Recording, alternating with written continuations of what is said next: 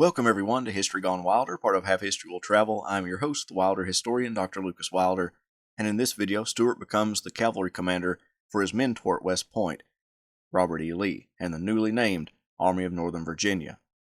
If you like what I do, please consider subscribing to the channel if you haven't done so already, join the Patreon page, and purchase something from the Teespring store or Etsy shop. Every little bit helps. Thank you.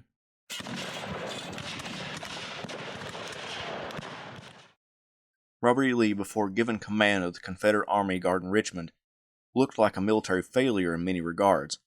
He suffered a defeat in an expedition in the northwestern part of Virginia, where he faced George McClellan, the same man he now faced outside of Richmond. After that defeat, Lee commanded the seacoast in the Carolinas and gave up valuable ground to Federal forces. After that, he came to Richmond as a military advisor to the President, a commander without a command. Now he commanded the largest army in the Confederacy.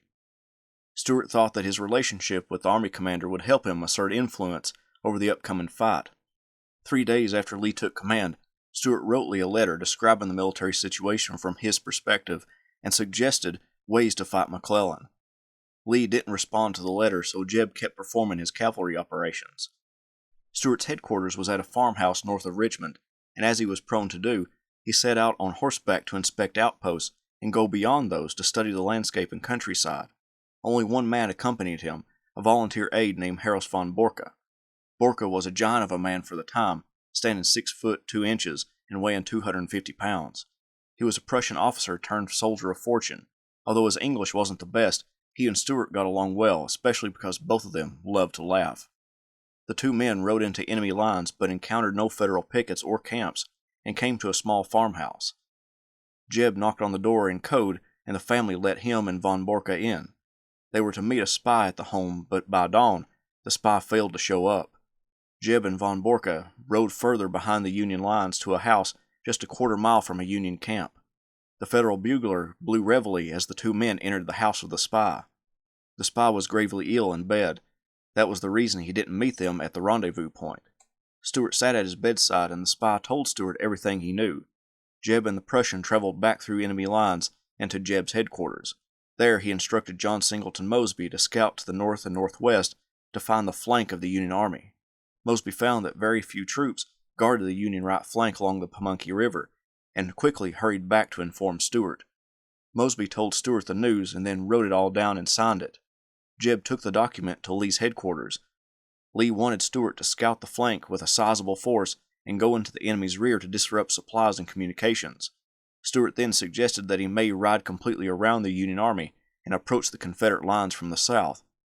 Lee didn't like the idea, being afraid Stuart would get captured or worse, but gave the cavalrymen the latitude to do as he wished. On June 11th, Stuart received his written orders from Lee. It included an appeal to prudence. You must bear constantly in mind, while endeavoring to execute the general purpose of your mission, not to hazard your command or to attempt what your judgment may not approve, but be content to accomplish all the good you can without feeling it necessary to obtain all that might be desired. Stuart assembled 1,200 horsemen and 2 artillery pieces for the job. They took 3 days' rations, and at 2 a.m. on June 12th, Jeb woke up his staff and put his troopers in the saddle. They headed north, and many of the cavalrymen thought they were heading to the Shenandoah Valley to help Stonewall Jackson. When they got to a place called Yellow Tavern, Stuart seemed to confirm that rumor when he headed northwest, but then shifted north to Ashland. After 22 miles, the horsemen rested. On June 13th, Stuart's command headed east toward Hanover Courthouse, where they encountered a squadron of Federal horsemen. The Union troopers turned around and headed south. An attempt to trap them ended in Fitzhugh Lee's men running into a swamp. They encountered some enemy outposts as they traveled south and east. Saber charges dispersed the small bands of Federals. The first resistance that Stuart found was at Lenny's Corner. The Federal horsemen took up a position on a hill along the road. Stuart ordered Form 4s, draw sabers, charge. Captain William Latney of the Essex Light Dragoons was about 15 yards ahead of his unit, charging with saber drawn. Captain William Royal, who commanded the Federal cavalry, drew his 2 pistols, and as Latney thundered toward him, Latney's saber slashed Royal, wounding him severely, but the wounded Federal was able to get off 2 pistol shots. Latney was dead before his body hit the road as he tumbled from his horse. The rest of the Confederate cavalry chased off their Union counterparts, and the ride continued. By this point, Stuart found out what he and Lee wanted to know. The Union right flank was unguarded. He could now return the way he came, or do as he suggested to Lee, ride around the Union Army. If he returned the way he came, he most likely would end up encountering Federal horsemen that were chasing after him, making it more known what his intentions were.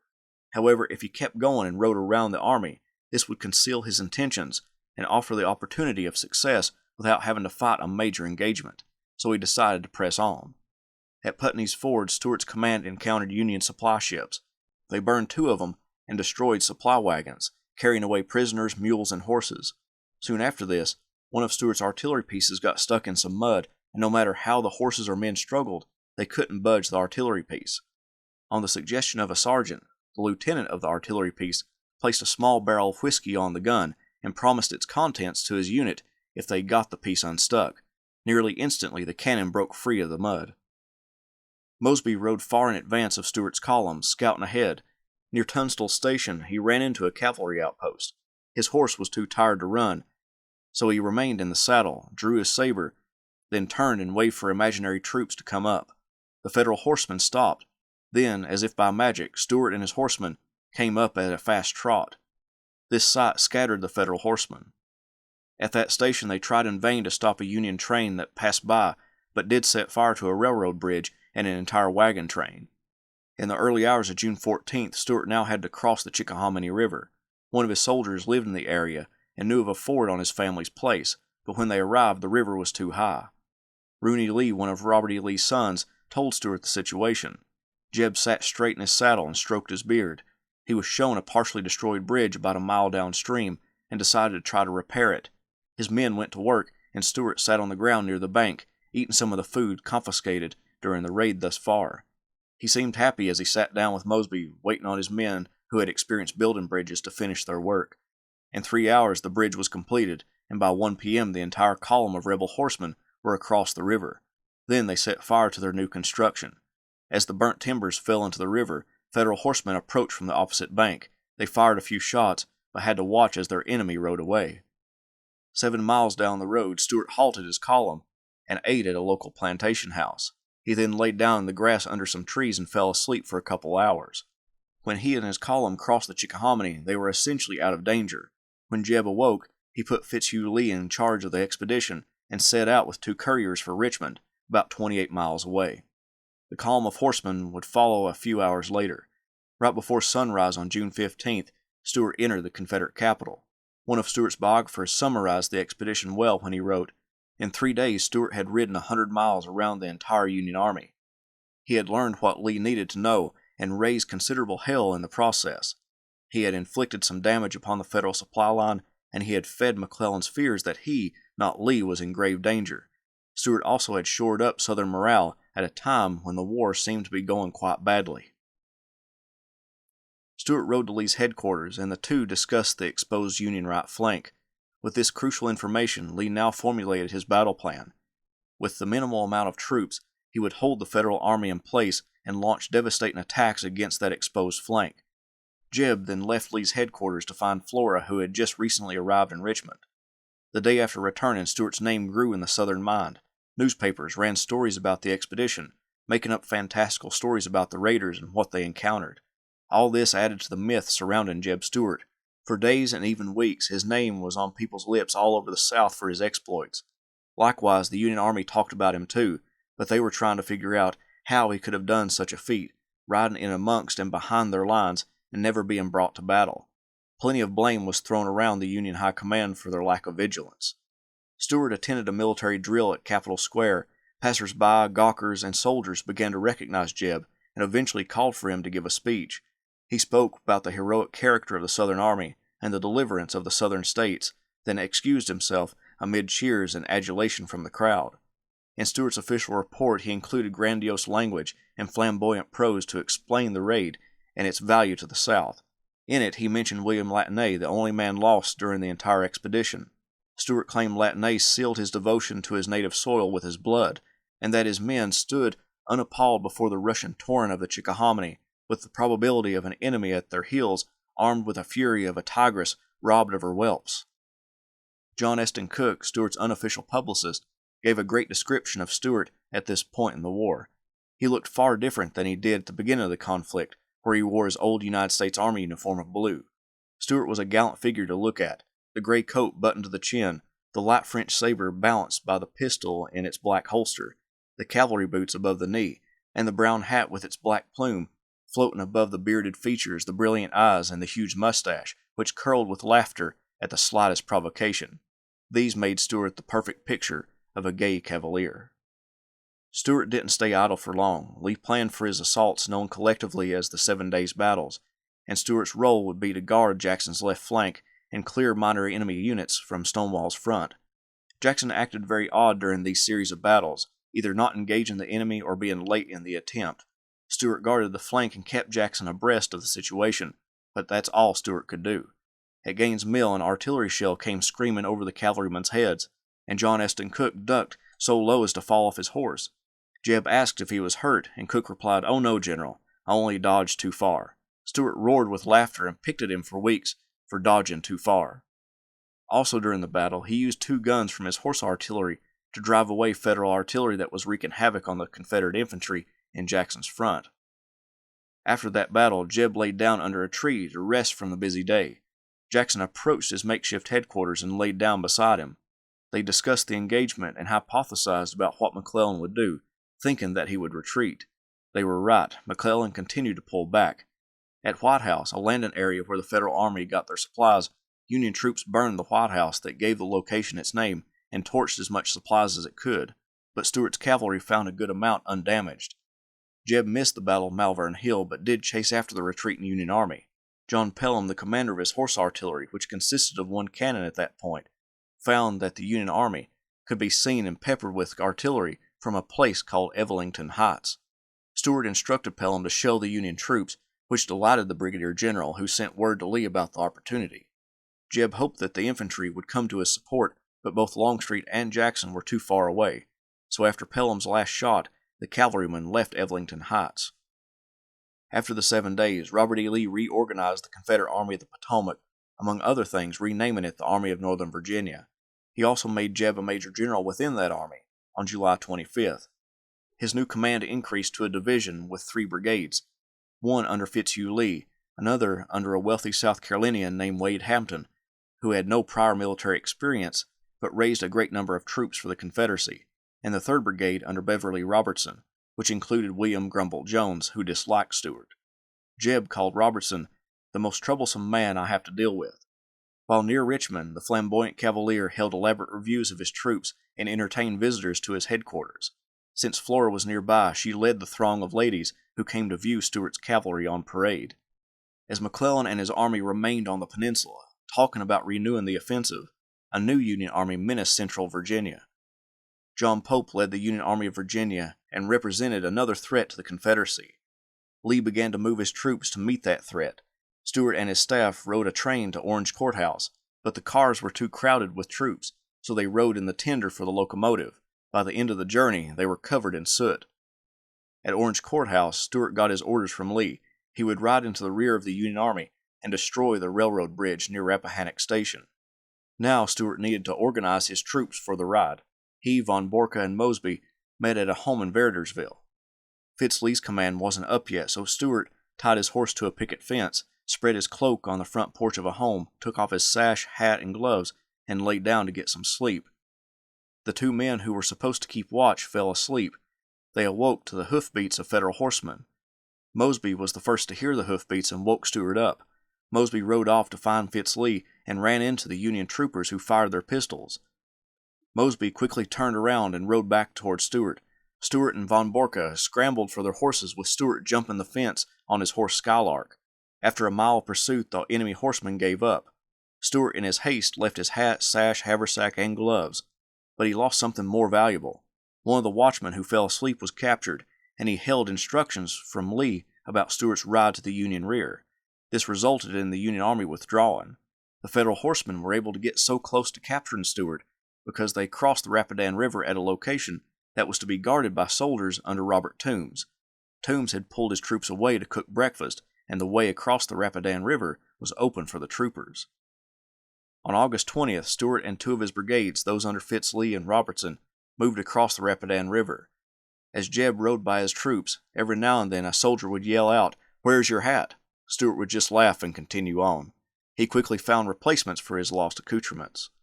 On June 21st, Stuart planned to get into the Union rear and destroy the railroad bridge over Cedar Run, where the Orange and Alexandria Railroad ran. On the 22nd, Lee agreed to the plan. In a driving rain and thunderstorm, Stuart's horsemen pushed on toward Catlett's Station, first stopping at Warrenton.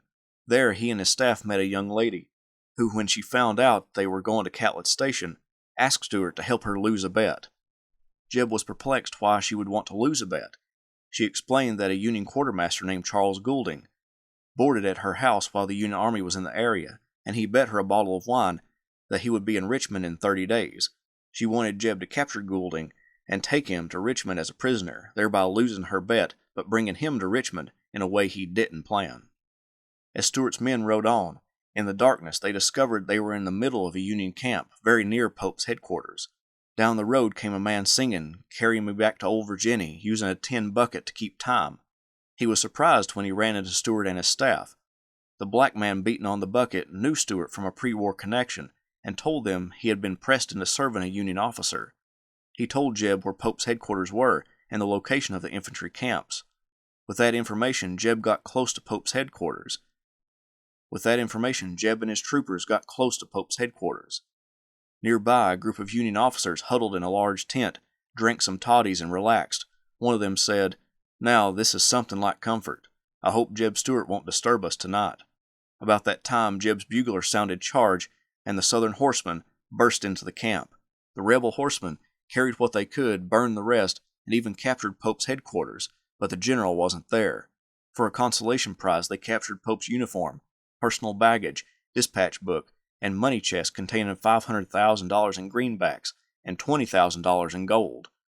The troopers detailed to destroy the railroad bridge didn't have any luck because the rain prevented them from burning it, and their attempt to hack away at it with axes became a Herculean task, so Stuart called off the effort.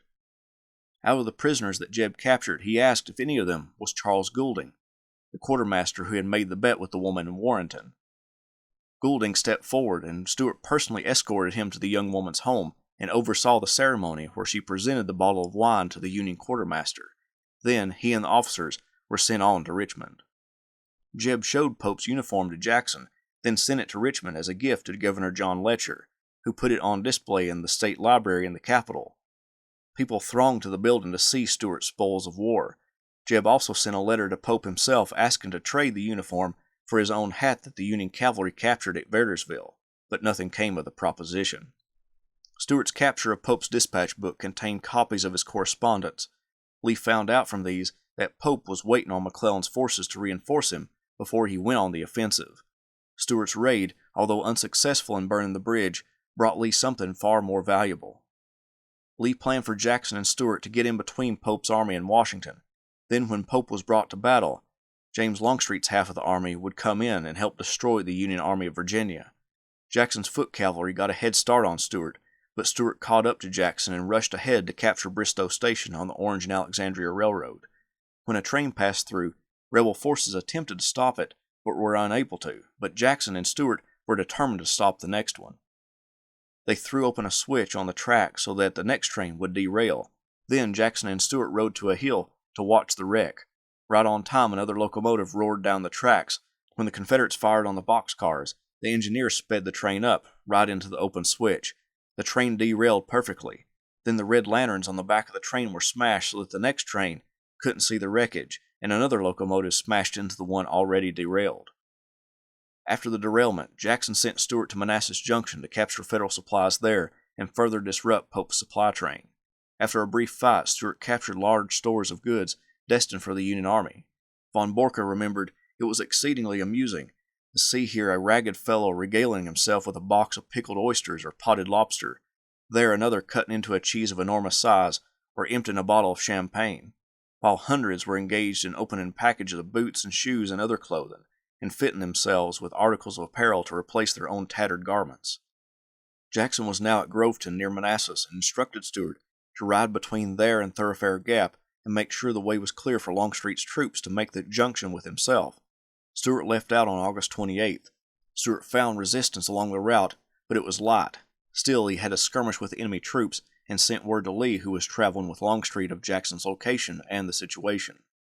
Stuart returned to Jackson, who had begun engaging with Federal forces, and then traveled back along the route to Thoroughfare Gap to meet with Lee and Longstreet personally. He found them and sat on the ground with Lee to conference about their next steps. Stuart would ride along Longstreet's right flank as Longstreet approached the field of battle to relieve Jackson. Stuart rode off to the southeast to guard Longstreet's flank. In the distance, he could see a large Union force moving toward his troops and the flank. He could see at least an entire corps of enemy troops approaching, and this movement threatened Lee's entire plan.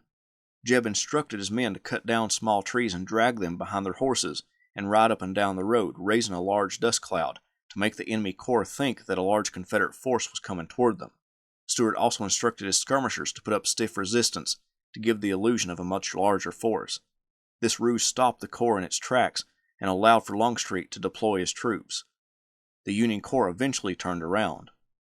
After that near catastrophe, the cavalry didn't have a large role, so Stuart returned to Lee, and when the commanding general rode off on an errand, the cavalryman rolled a rock into place to act as a pillow and took a little nap. When Lee returned and called for Stuart, Jeb instantly jumped up ready for service. Lee wanted some cavalry moved to the other side of the battlefield, and Jeb rode off singing "John the Cavalry" at the top of his lungs. Longstreet was nearby and was amazed at Stuart's ability to sleep and awaken almost mechanically. The next day, August 30th, Stuart's cavalry monitored Longstreet's right flank, and when Longstreet pushed the Federals from the field, Jeb gave chase and encountered Federal cavalry under John Buford. After sending them back across Bull Run, the battle ended. As the Federals continued to withdraw the next day, Stuart's cavalry and artillery dueled with the rear guard of the enemy army. At one point, his troops captured some men of an artillery battery and found that one of the prisoners had at one point been in their command. They brought the deserter to Stuart, who questioned the young man. He had left Stuart's command and joined a Union artillery unit, the same one that fired shots at Stuart and his command. The deserter seemed disinterested in the whole interrogation, even bored at what Stuart was asking. When the deserter reconfirmed all the allegations, Jeb simply said, "Hang him on that tree." The young man's boredom turned to terror as he begged for his life, claiming that he didn't fire a shot, that he was with the wagons. He literally quaked before Stuart, who stood stroking his beard, then rescinded the order, instead ordered, "Take him back to General Lee and report the circumstances." One of Jeb's biographers explained the scene best when he said, "His natural inclination was to reduce complex matters to their simplest terms. He wanted to perceive this war as combat between individuals. At base, his orientation was personal, not corporate or institutional. The young deserter had challenged Stuart with his unconcern. His callous attitude about his actions called into question Stuart's values, so Stuart reacted by ordering the young man hanged immediately. Then, when the deserter had seen graphically the errors of his ways, Stuart could be magnanimous. He and his values had prevailed. The story of the young deserter is about Stuart's attitude toward desertion, to be sure, but is also about the way Stuart perceived himself and responded to the world in which he lived, simply, directly, personally. Hang him on that tree. Robert E. Lee didn't sit idle. After the victory at Second Manassas, the Army of Northern Virginia invaded Maryland, hopefully to draw that state into the southern side and defeat a Union army on its own territory. Stuart's cavalry screened the Army's movements in that state, establishing a 20-mile wide series of outposts to protect Lee's army, but the lack of Union movements made for rather dull duty. Because of that, Stuart, making his headquarters at Urbana, held social events in the town and planned for a large ball to be held on September 8th. The 18th Mississippi's regimental band was asked to play the music, and the regimental battle flags adorned the vacant building, chosen for the celebration of the Confederate Army entering Maryland. The ball was a hit with the town, but artillery fire and musketry broke up the event. Reports came to Stuart that an outpost was under attack. Jeb threw on his saber and rode off for the front. A quick charge by the rebel horsemen and it was over. The wounded men were brought into the building where the ball was being held and ended the party, as the ladies began to tend to the wounded. Federal pressure against Stuart's outpost increased over the next couple of days, and on September 11th the Federal infantry columns were on the move. Stuart worked overtime to prevent the Union Army from knowing the whereabouts of the Army of Northern Virginia. Lee stressed that point because at that moment his army was spread out over a wide area. Jackson was at Harper's Ferry and Longstreet's troops were scattered over western Maryland. He would need to concentrate his army to take on the Army of the Potomac and its commander George McClellan. Stuart's role would be to hide Lee's whereabouts and make sure that McClellan didn't realize how spread out Lee was.